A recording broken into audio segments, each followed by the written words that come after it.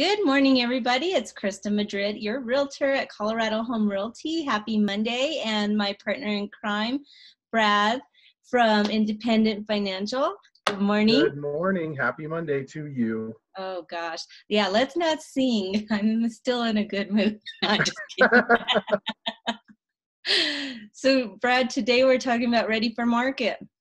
Yeah, for sure. So we wrapped up last Monday with your pre-qualified and, kind of put you through the paces as far as what your budget can support, what your down payment can support, what we feel like we can get through the underwriting channels and so on. So we've laid the foundation, right? And now we're ready to go to market as a buyer. And really, what does that mean? I'm ready to go to market, Christa.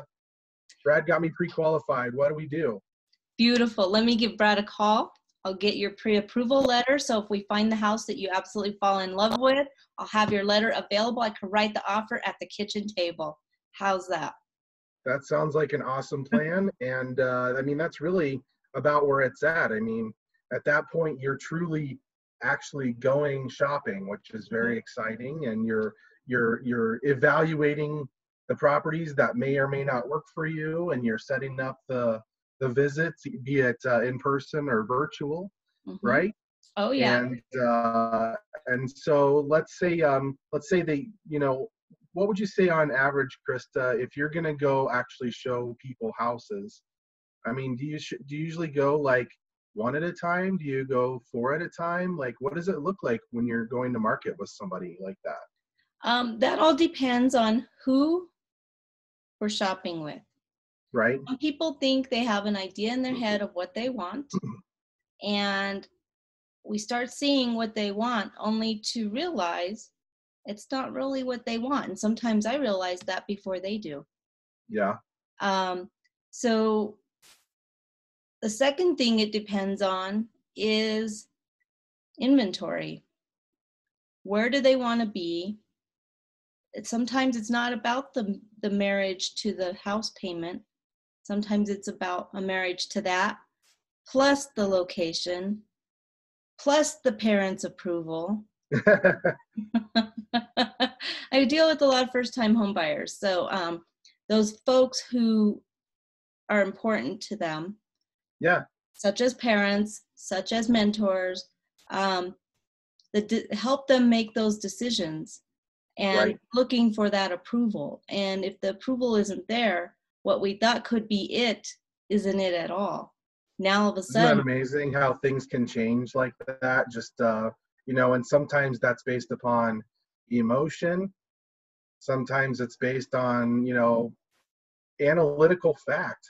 You said you like this for this reason, and now it doesn't look that way because of X factor. Oh yeah, we hadn't gotten there. So it's really starting. You start crossing those bridges when you're going to market, and really you get down to the nitty gritty, and you put everything from that big funnel down into that one channel, and hopefully you can start focusing in on being ready to make an offer on a house. So let's say they have one that comes into focus, the lender letter is ready, and what happens from there? So when the lender letter is ready, we're looking, normally my buyers are like, this could be it. They narrow it down to 2 or 3.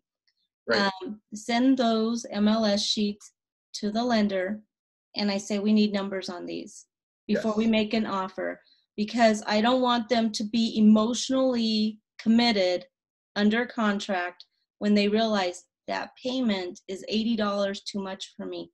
I know $80 doesn't sound like a lot, but when you are a single parent or you're a young person working 2 jobs or what have you, $80 is a lot of money. That's 2 tanks of gas right now. That's right. That's right. It's also probably a regional RTD pass, Yeah. So, or a cart full of groceries. Exactly. So that money, every penny of it is precious to them. And if it's precious to them, it's precious to me. So I'm protecting their money long before we even go under contract. We get the numbers. Those numbers are based off of not only the price of the home, but what the HOA fees are and what the taxes are. We need The to make sure taxes. those fit comfortably.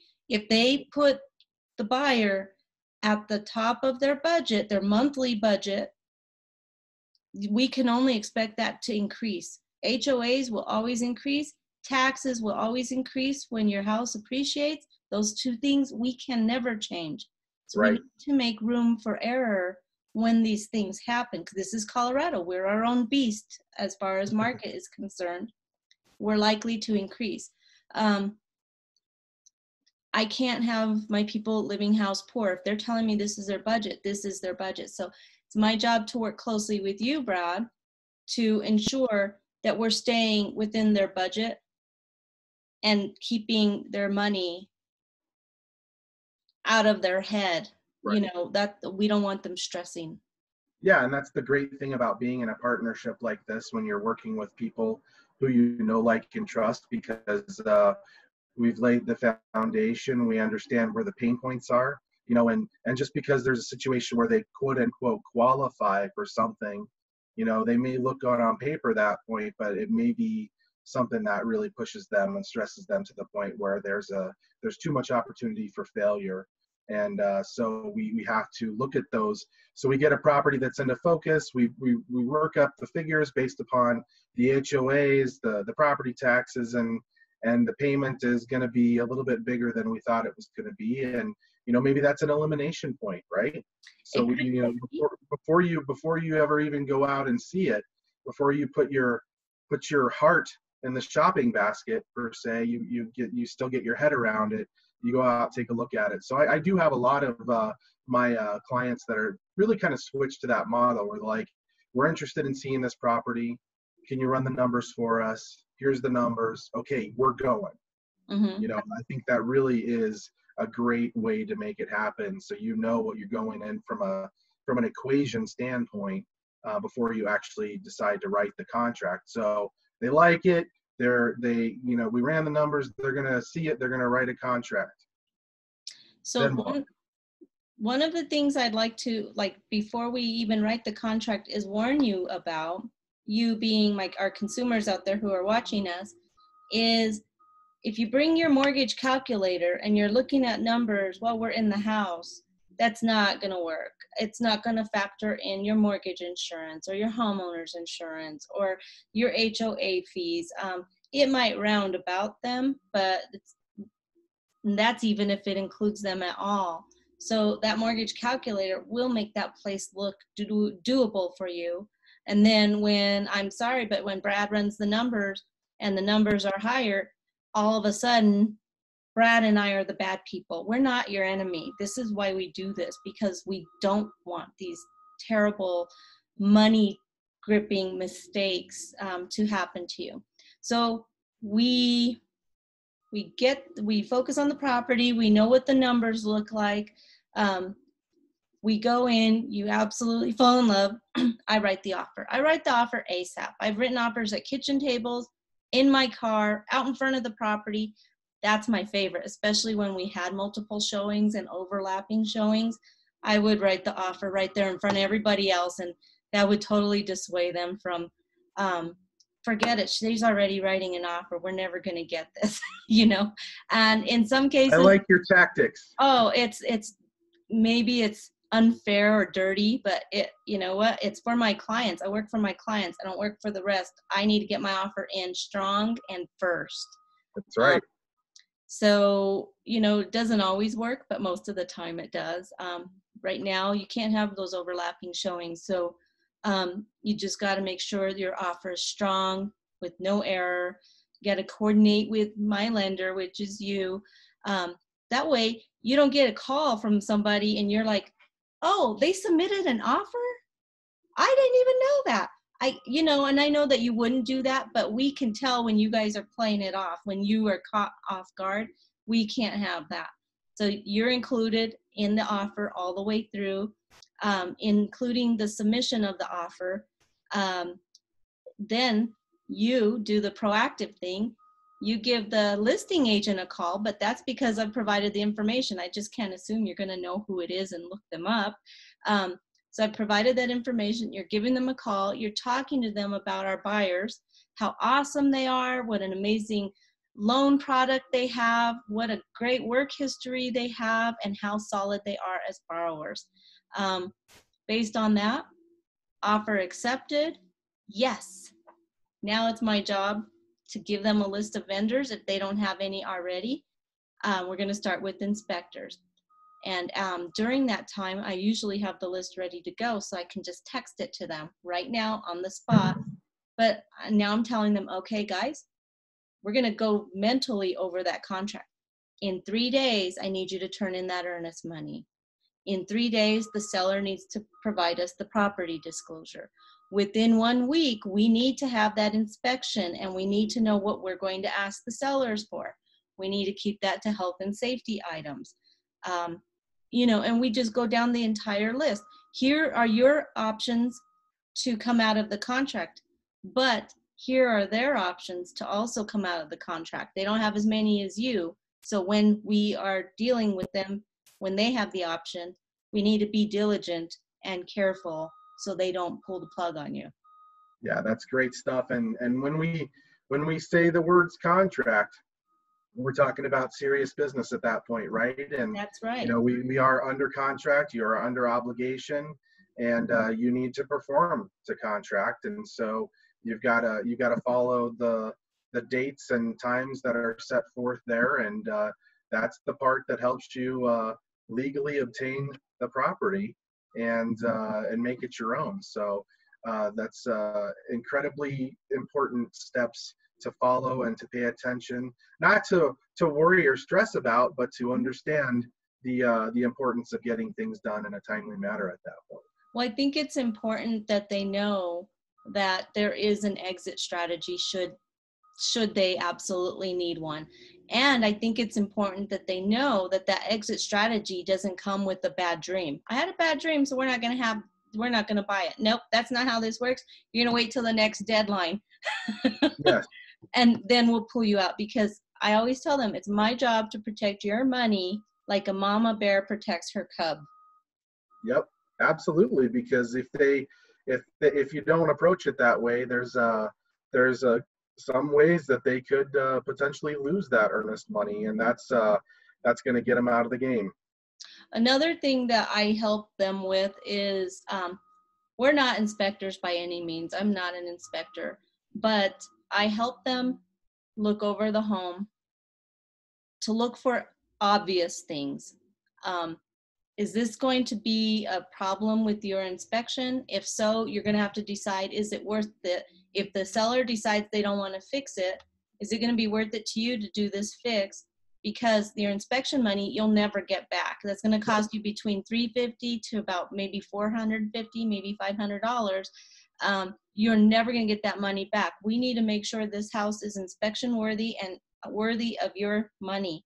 The other thing is what to look for is, are you coming in with an FHA or VA loan or conventional loan? What are you coming in with? Because we need to look the house over based off that criteria. Peeling and chipping paint, tripping hazards, broken wood that you could jab yourself into, those kinds of things. If this is a health hazard home, we probably need to move on, because if it's on the market looking like this, it's highly, highly unlikely that the seller will fix this stuff.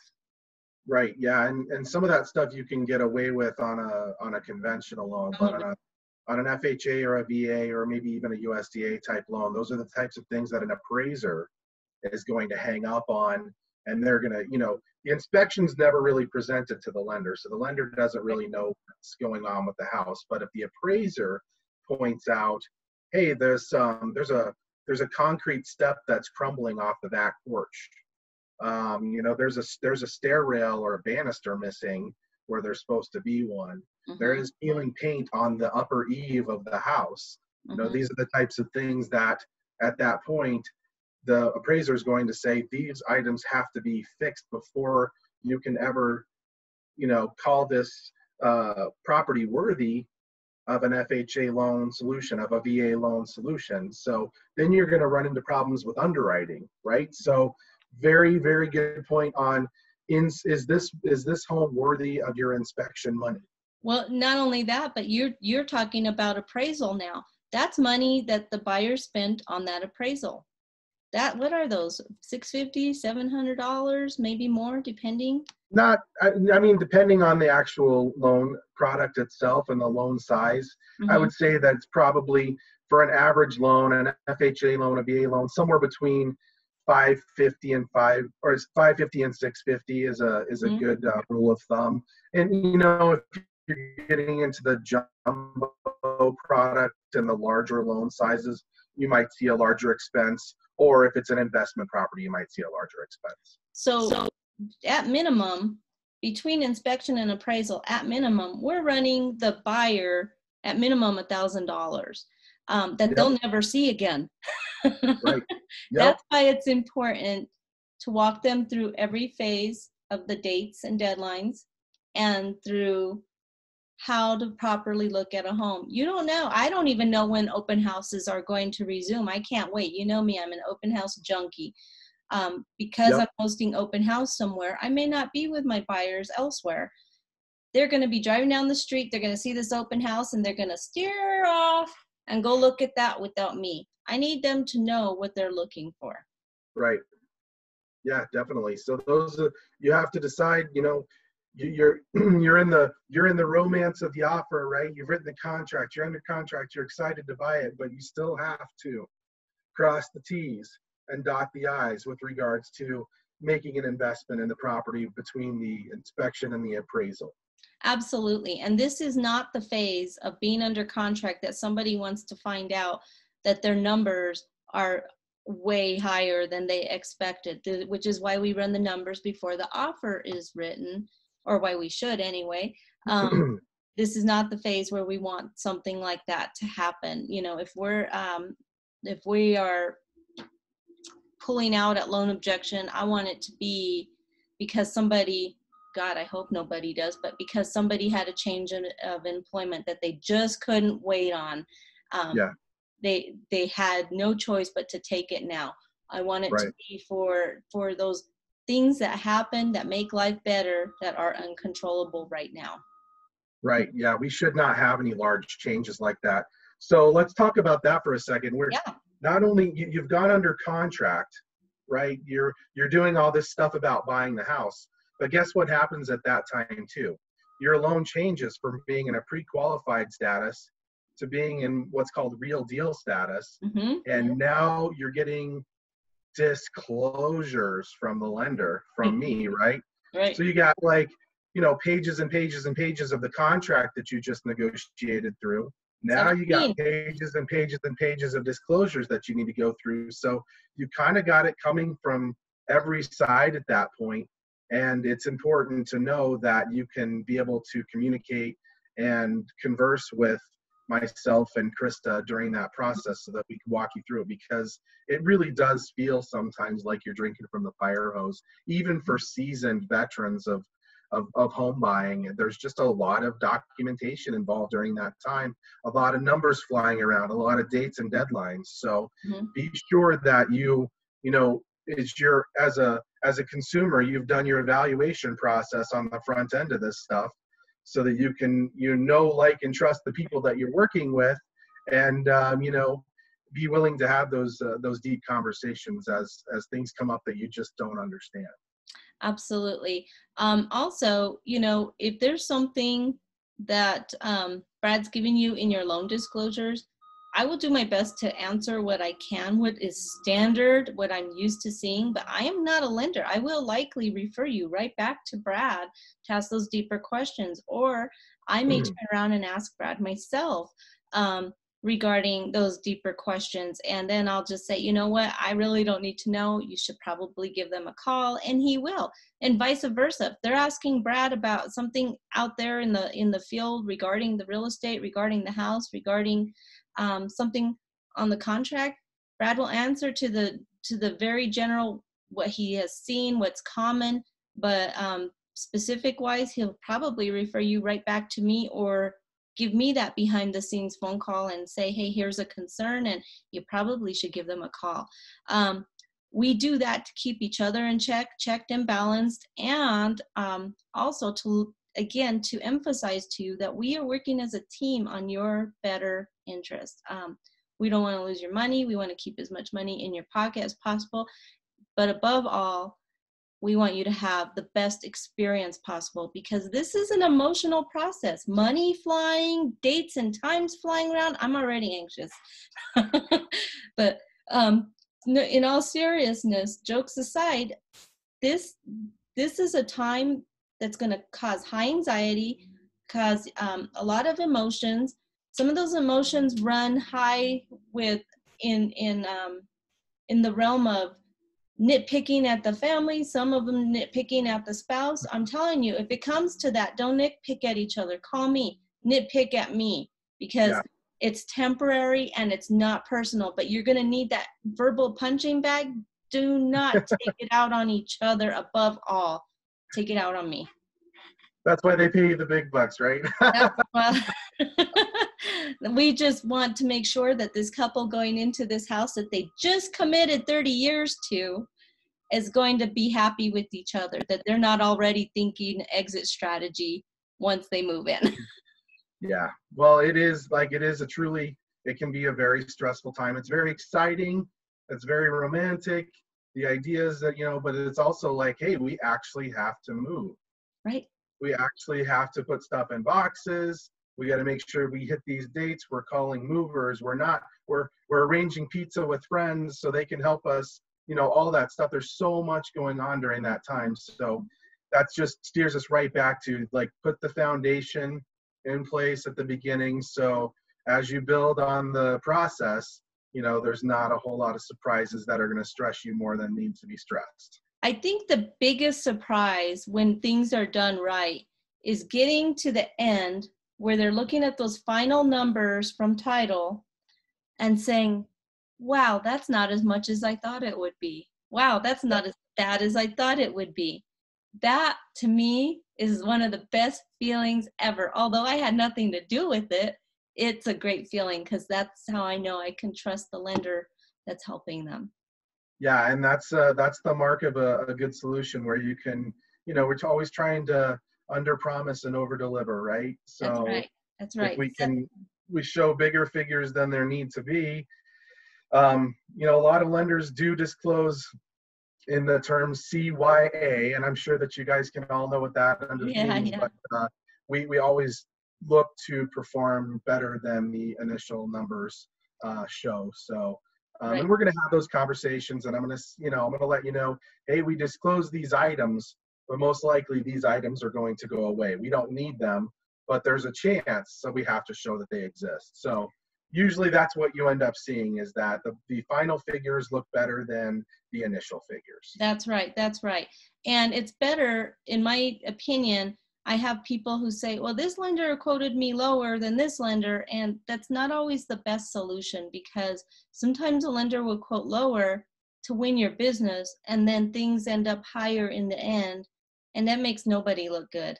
Although I had nothing to do with the loan, it doesn't even make me look good. So lower isn't always better. So we'd like to always prepare you for that expectation as well. Shop around, minimum of 3. The underwriters will understand why your credit was pulled 3 different times. They all will understand that. And it's good to shop around, look at those items line by line, and at that point, make an informed decision, not an emotional decision. Absolutely. And I mean, if you have a lender that you like better than another one, but you have the other lender's got you better figures, please present the figures to the lender that you want to work with and be like, dude, this guy's got better pricing than you. And let that lender see what they can do to make it right for you, so that you can stick with the person that you want to work with. Right. Sometimes, as long as you have it in writing, because that's important, because lenders can't just arbitrarily change their fees. They have to be the same fees for Tom, Dick, and Harry down the line. So if you've got a different solution that looks better than the one they presented, say, hey, and at that point they have documentation, And from a regulatory standpoint, if they get audited, they can say, we had documentation that another lender was beating us, so we matched it. We didn't give them disparate pricing. Right. So it's all, that's how that all works. Well, and you don't have to keep it secret. Your lenders are expecting you to shop around, just like we as agents and realtors are expecting you to shop around. If you were referred to me, I am so happy for the referral, but I'm expecting that you're double checking my work with somebody, and I hope it's with the professional, not your coworker who knows a little bit about everything.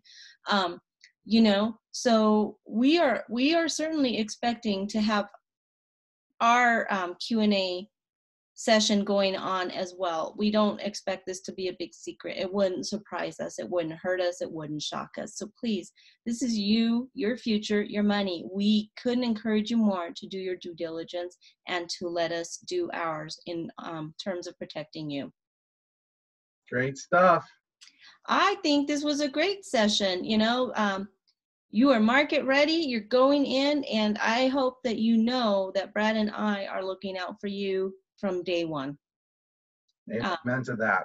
And so any questions, give us a buzz. Our information is always in the show notes. And we are going to see you guys on Friday. We'll have a surprise guest. And any questions, give us a ring, a text, send us an email during the week. We will be happy to respond to you and get you the information you're looking for. Thanks so much for joining us.